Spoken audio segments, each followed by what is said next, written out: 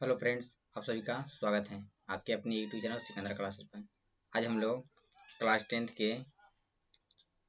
Tenth के हिंदी का 40 objective question को देखेंगे जो एग्ज़ाम के लिए मोस्ट वीवीआई है। 40 ऑब्जेक्टिव को देखेंगे जो एग्ज़ाम के लिए मोस्ट वीवीआई है। बहुत महत्वपूर्ण है, काफ़ी महत्वपूर्ण है। और यह मॉडल सेट नंबर कितना है? 12 है। इससे पहले हम लोगों ने 11 मॉडल सेट पढ़ चुके हैं जो कि एग्जाम के लिए वो भी बहुत महत्वपूर्ण है। एग्जाम में जितने हिंदी का सेट पढ़ेंगे उससे एक भी ज़्यादा नहीं पूछेगा। इसलिए आप लोग शुरू से लेकर, अगर अभी तक नहीं पढ़े हैं तो एक मॉडल सेट हिंदी का मॉडल सेट एक से लेकर जितना तक कराएंगे सीरियल वाइज अच्छे से पढ़ लीजिएगा, तो एग्जाम में एक भी क्वेश्चन नहीं छूटेगा। चलिए देर न करते हुए शुरू करते हैं। कोशिश कीजिएगा पहले आप लोग आंसर बताने का, उसके बाद फिर हम बताएंगे। प्लेटो का संबंध किस देश से है? प्लेटो जो थे उनका संबंध किस देश से है? प्लेटो का संबंध किस देश से है? चलिए जल्दी से बता दीजिए। प्लेटो का संबंध किस देश से है? किससे है? तो यूनान से। किससे है? यूनान से। चलिए आगे बढ़ते हैं अगले क्वेश्चन की ओर। मैक्स मूलर ने हितोपदेश का अनुवाद कौन सी भाषा में करवाया? मैक्स मूलर ने हितोपदेश का अनुवाद जो है वह कौन सी भाषा में करवाया था?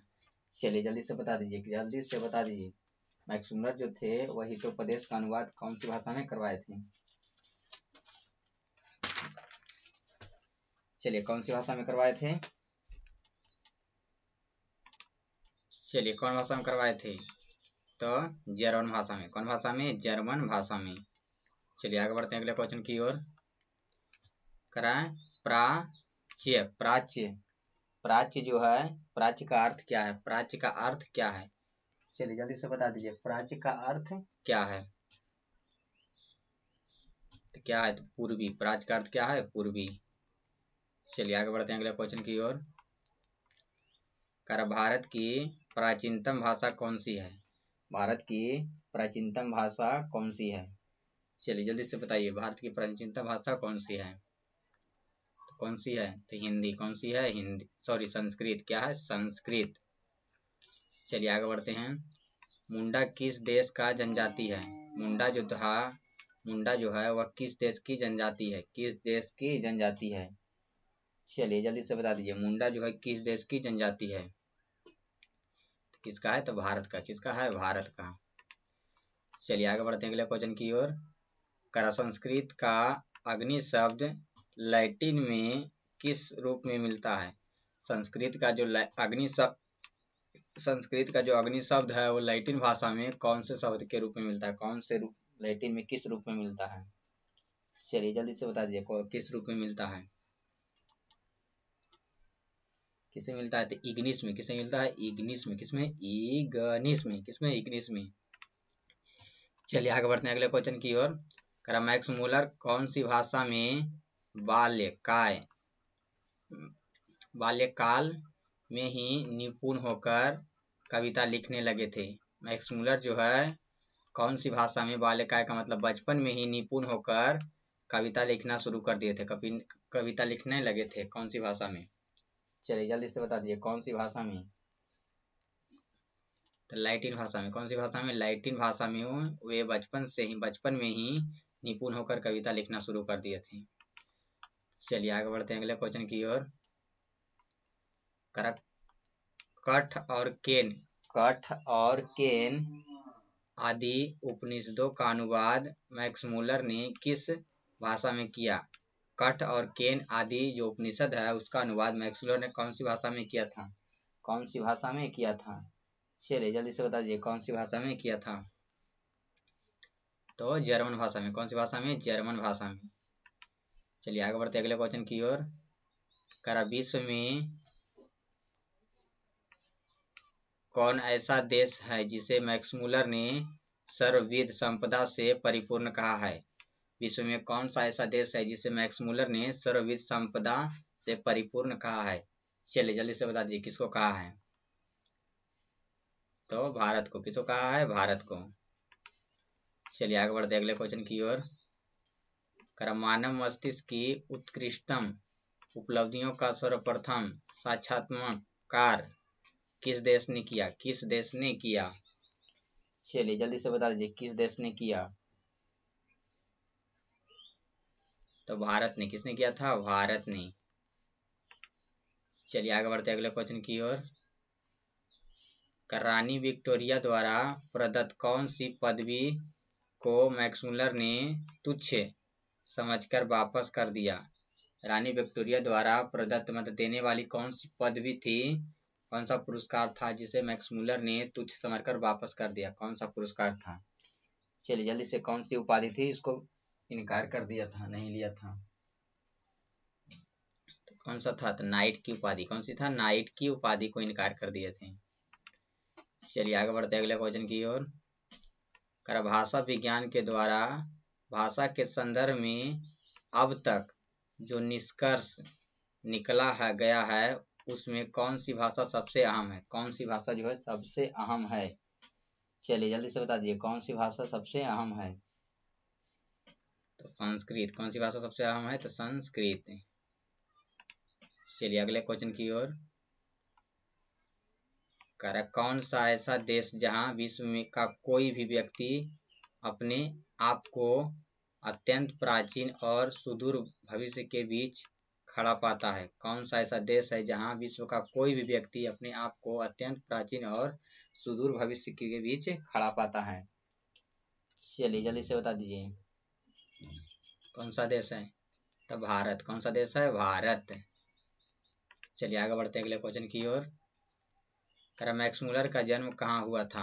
मैक्समुलर जी का जन्म कहाँ हुआ था? जो भारत से हम क्या सीखें के लेखक हैं, वे मैक्समुलर जी का जन्म कहाँ हुआ था? चलिए जल्दी से बता दीजिए कहाँ हुआ था? तो डेसाउ जर्मनी में। कहाँ हुआ था? डेसाउ जर्मनी में। कहाँ हुआ था? डेसाउ जर्मनी में। कहाँ हुआ था? डेसाउ जर्मनी में। चलिए आगे बढ़ते हैं अगले क्वेश्चन की ओर। मैक्समुलर का जन्म कब हुआ था? कहाँ हुआ था? और हम मैक्समुलर का जन्म कब हुआ था? चलिए जल्दी से बता दीजिए मैक्समुलर का जन्म कब हुआ था? तो कब हुआ था? तो 6 दिसंबर 1823 को। 6 दिसंबर 1823 को। चलिए आगे बढ़ते हैं। जनतंत्र का जन्म कविता में कवि ने किसे शक्तिशाली कहा है? जनतंत्र के जन्म कविता में कवि ने किसको सबसे शक्तिशाली कहा है? किसको सबसे शक्तिशाली कहा है? चलिए जल्दी से बता दीजिए किसको सबसे शक्तिशाली कहा है? किसको कहा है? किसको कहा है? जल्दी बताइए किसको कहा है? तो जनता को। किसको कहा है? जनता को। चलिए आगे बढ़ते अगले क्वेश्चन की ओर। मिट्टी की ओर इनकी कृति है। मिट्टी की ओर इनकी कृति है, मानी मिट्टी की ओर जो है इनकी क्या है? क्या है इसमें? है पद है कि गद है कि काव्य है कि इनमें सभी है? चलिए जल्दी से बता दीजिए मिट्टी की ओर इनका क्या है? ये गद है। क्या है? गद है। चलिए आगे बढ़ते अगले क्वेश्चन की ओर। दिनकर जी की रचना है, इसमें से 4 ऑप्शन में से दिनकर जी की रचना कौन सी है?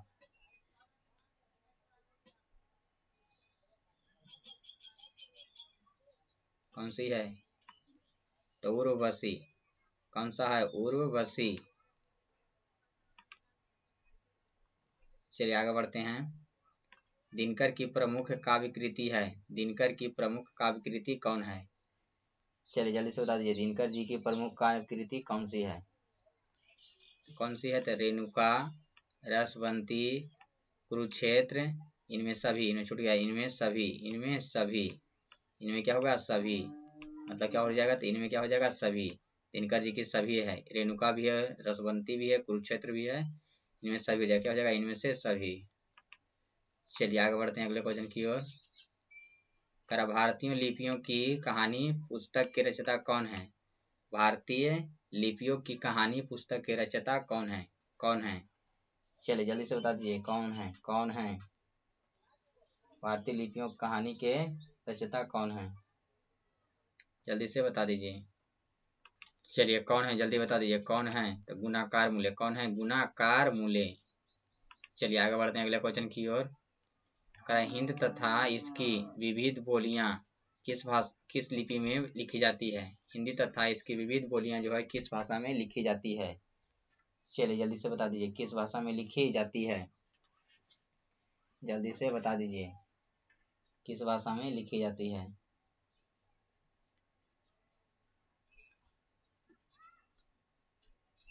चलिए किस में लिखी जाती है, जल्दी से बता दीजिए किस में लिखी जाती है। तो देवनागरी में। किस में लिखी जाती है, देवनागरी में। चलिए आगे बढ़ते हैं अगले क्वेश्चन की ओर। करा लेखक अमरकांत ने हाई स्कूल की शिक्षा कहाँ से प्राप्त की। लेखक अमरकांत जो थे वह हाई स्कूल की शिक्षा कहाँ से प्राप्त किए थे। चलिए जल्दी से बता दीजिए कहाँ से प्राप्त किए थे। चलिए कहाँ से प्राप्त किए थे, जल्दी से बता दीजिए कहाँ से प्राप्त किए थे। तो बलिया से। कहाँ से प्राप्त किए थे, बलिया से। बलिया से प्राप्त किए, जो उत्तर प्रदेश में पड़ता है। कहाँ है, उत्तर प्रदेश में। बहादुर कहाँ से भाग कर आया था। बहादुर जो था वह कहाँ से भाग कर आया था। जल्दी से बता दीजिए कहाँ से भाग कर आया था। तो नेपाल से। कहाँ से, नेपाल से। चलिए आगे बढ़ते हैं अगले क्वेश्चन की ओर। इज्जत शब्द कौन सी स्त्रीलिंग है, कौन सी लिंग है। इज्जत जो है कौन सी लिंग है। चलिए जल्दी से बता दीजिए इज्जत जो है कौन सी लिंग है। कौन सी लिंग है, इज्जत जो है स्त्रीलिंग है। इज्जत जो कौन सी लिंग है, तो स्त्रीलिंग है। क्योंकि इसको होता है इज्जत जो है सबको प्यारी होती है। इज्जत जो है सबको प्यारी होती है मतलब स्त्रीलिंग है। इज्जत जो है सबको प्यारी होती है। चलिए आगे बढ़ते हैं अगले क्वेश्चन की ओर। त का उच्चारण स्थान है। त का उच्चारण स्थान है, जल्दी से बता दीजिए त का उच्चारण स्थान क्या है। चलिए कौन सा है, त का उच्चारण स्थान कौन सा है। तो दंत। क्या है, त का उच्चारण कौन सा है, तो दंत है। त का उच्चारण स्थान क्या है, दंत है। त का उच्चारण स्थान क्या है, दंत है। चलिए आगे बढ़ते हैं अगले क्वेश्चन की ओर। चलिए आगे बढ़ते हैं अगले क्वेश्चन की ओर।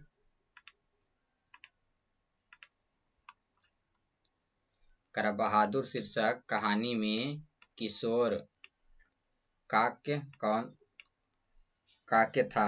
बहादुर शीर्षक कहानी में किशोर काकन था। किशोर काकन था। किशोर क्या था, किशोर जो है क्या था। बहादुर शीर्षक कहानी में किशोर क्या था। चलिए जल्दी से बताइए किशोर क्या था। किशोर जो था वह क्या था। चलिए जल्दी से बता दीजिए किशोर कौन था। तो लेखक का पुत्र। क्या था, लेखक का पुत्र था। चलिए आगे बढ़ते हैं अगले क्वेश्चन की ओर।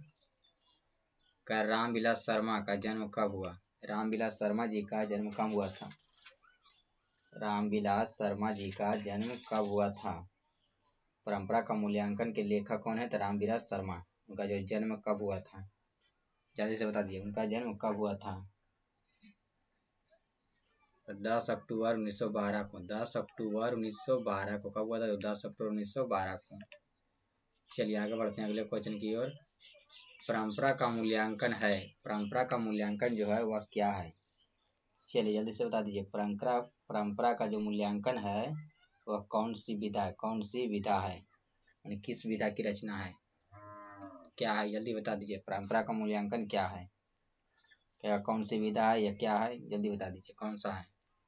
निबंध है। क्या है, परंपरा का मूल्यांकन क्या है, निबंध है। क्या है, निबंध है। चलिए आगे बढ़ते अगले क्वेश्चन की ओर। जीत जीत मैं निरखत हूँ पाठ के लेखक कौन है।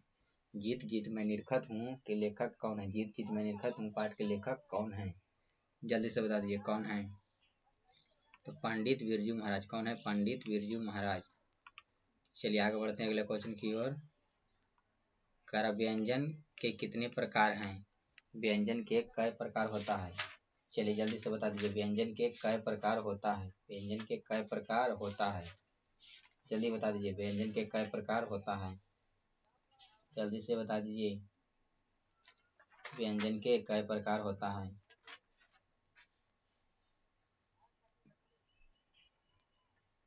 इसे बता दीजिए कई प्रकार का होता है। व्यंजन जो है कई प्रकार के होता है, तो 3 प्रकार के। कई प्रकार होता है, 3 प्रकार के। कौन कौन होता है, तो पहला होता है स्पर्श व्यंजन। पहला क्या होता है, स्पर्श व्यंजन। पहला क्या होता है, स्पर्श व्यंजन। दूसरा क्या होता है, अंतस्थ व्यंजन। दूसरा क्या होता है, अंतस्थ व्यंजन। अंतस्थ व्यंजन क्या होता है, दूसरा अंतस्थ व्यंजन। तीसरा क्या होता है, उष्ण व्यंजन। तीसरा क्या होता है, उष्ण या उष्ण व्यंजन। उष्ण या उष्ण व्यंजन। चलिए समझ में आ गया, आगे बढ़ते हैं। कराई निम्न में शुद्ध शब्द है। निम्न जो है शुद्ध शब्द कौन है? निम्न में जो है शुद्ध शब्द है, निम्न में बताइए शुद्ध कौन शब्द है, कौन है? तो सिंदूर। क्या है? सिंदूर जो है शुद्ध है। चलिए आगे बढ़ते हैं अगले क्वेश्चन की ओर। सुरेश कौन सा संज्ञा है? सुरेश जो है कौन सा संज्ञा है? चलिए जल्दी से बता दीजिए, सुरेश जो है कौन सा संज्ञा है? कौन सा संज्ञा है? तो व्यक्तिवाचक। क्या है? व्यक्तिवाचक। चलिए आगे बढ़ते हैं अगले क्वेश्चन की ओर। सभा शब्द का लिंग है। सभा जो है वह कौन सा लिंग है? चलिए जल्दी से बता दीजिए, सभा जो है वह कौन सा लिंग है? कौन सा लिंग है? जल्दी बता दीजिए, सभा जो है कौन सा लिंग है? कौन सा लिंग है? चलिए तो कौन सा लिंग है? सभा जो है कैसी लिंग है? तो स्त्रीलिंग है। सभा कैसी है? स्त्रीलिंग है। माने समूहवाचक जो संज्ञा होती है वो क्या होती है? स्त्रीलिंग होती है। चलिए आगे बढ़ते हैं अगले क्वेश्चन की ओर। धन शब्द का पर्यायवाची है। धन शब्द का पर्यायवाची कौन है? चलिए जल्दी से बता दीजिए, धन शब्द का पर्यायवाची कौन है? तो संपत्ति। क्या है? संपत्ति। चलिए आगे बढ़ते हैं अगले क्वेश्चन की ओर। गणेश का संधि विच्छेद क्या है? गणेश का संधि विच्छेद क्या है? चलिए जल्दी से बता दीजिए, गणेश का संधि विच्छेद क्या है? तो ऑप्शन नंबर 4 गण जोड़ इस। ऑप्शन नंबर डी गण जोड़ इस। चलिए आगे बढ़ते हैं अगले क्वेश्चन की ओर। धावक का संधि विच्छेद क्या है? धावक का संधि विच्छेद क्या है? चलिए जल्दी से बता दीजिए, धावक का संधि विच्छेद क्या है?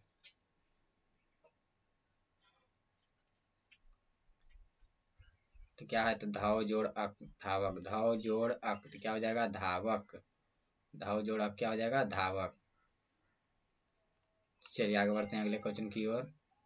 संधि के भेद हैं। संधि के कई भेद होता है? चलिए जल्दी से बता दिए, संधि के कई भेद होता है?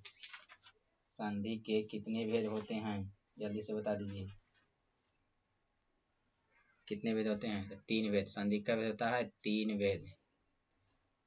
पहला होता है स्वर संधि, दूसरा होता है व्यंजन संधि, तीसरा होता है विसर्ग संधि। स्वर संधि, व्यंजन संधि और विसर्ग संधि। चलिए आगे बढ़ते हैं अगले क्वेश्चन की ओर। स्वर संधि का उदाहरण है। स्वर संधि का उदाहरण है, इसमें बताइए स्वर संधि के कौन उदाहरण है? चलिए जल्दी से बता दीजिए, स्वर संधि के कौन उदाहरण है इसमें? तो कौन है? तो वधूत्सव। क्या है? वधूत्सव। क्या है? वधूत्सव। चलिए आगे बढ़ते हैं अगले क्वेश्चन की ओर। स्वर संधि का उदाहरण नहीं है, इनमें से कौन जो है स्वर संधि का उदाहरण नहीं है? चलिए जल्दी से बता दीजिए, इनमें से कौन जो है स्वर संधि का उदाहरण नहीं है? तो कौन नहीं है? कौन नहीं है? एकाएक। एकाएक जो है स्वर संधि का उदाहरण नहीं है, दीर्घ संधि का है। चलिए आगे बढ़ते हैं अगले क्वेश्चन की ओर। हाथ का मैल होना मुहावरे का अर्थ क्या है? हाथ का मैल होने का मुहावरे का अर्थ क्या है? चलिए जल्दी से बता दीजिए, हाथ का मैल होना का मुहावरे का अर्थ क्या है? मुहावरे का अर्थ क्या है? जल्दी से बता दीजिए, जल्दी से बता दीजिए।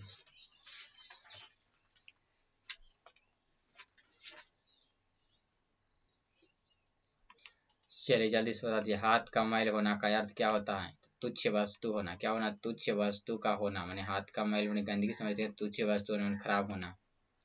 चलिए आगे बढ़ते हैं। नाको चने, नाको चने चना चबाना। नाको चने चना चबाना, यहाँ पर थोड़ा छूट गया है। चलिए यहाँ क्या है कि नाको चने चबाना। नाको चने चबाना, नाको चने चबाना मुहावरे का अर्थ क्या है? जल्दी बता दीजिए, नाको चने चबाना मुहावरे का अर्थ क्या है? तो बहुत तंग करना। क्या करना? बहुत तंग करना। चलिए आगे बढ़ते हैं अगले क्वेश्चन की ओर। दिमाग चाटना मुहावरे का अर्थ क्या है? दिमाग चाटना मुहावरे का अर्थ क्या है? जल्दी से बता दीजिए, दिमाग चाटना मुहावरे का अर्थ क्या है? व्यर्थ बके जाना, व्यर्थ बके जाना, व्यर्थ में बके जाना। चलिए आगे बढ़ते हैं अगले क्वेश्चन की ओर। बस इतना ही है, लास्ट क्वेश्चन है। आप लोग को यह वीडियो कैसा लगा कमेंट बॉक्स में जरूर बताइएगा। मिलेंगे अगले वीडियो में।